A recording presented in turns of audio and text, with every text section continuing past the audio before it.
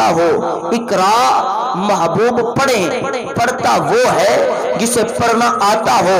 تو قرآن کی یہ دونوں دلیلیں یہ بتا رہی ہیں کہ محمد عربی کو کسی ملا نے نہیں پڑھایا بلکہ خالق کائنات نے خود پڑھایا ہے۔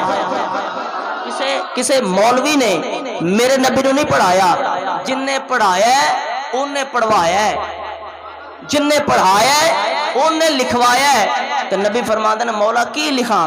اللہ نے فرمایا ما کانا و ما یکون، جو ہو گیا ہے وہ بھی لکھ دے، ما کانا و ما یکون، جو ہو گیا ہے سونا وہ بھی لکھ دے، جو ہون والا ہے وہ بھی لکھ دے۔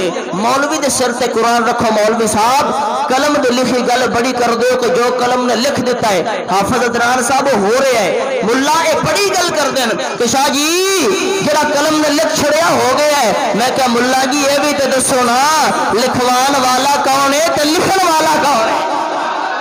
قلم کا لکھا تو مان لیا گیا نا، ہر بات پہ ہر ممبر پہ ہر مساجد پہ چرچے ہو گئے کہ جو قلم کے ساتھ لکھا گیا وہی ہو رہا ہے۔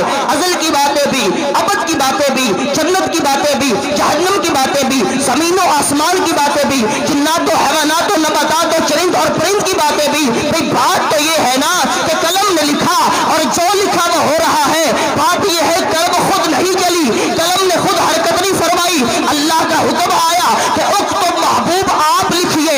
یا اللہ کیا لکھوں؟ فرمایا ما کانا و ما یکون۔ میں کہا ملا جی قلم نو مننا ہے، لکھن والے نو کیوں نہیں مندا؟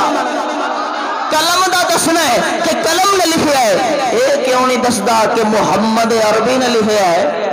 ہاں یہ کیوں نہیں بتاتے کہ محمد عربی نے لکھا ہے؟ اج لوگ سانو کہندے نے میلاد کیوں مناندے ہو؟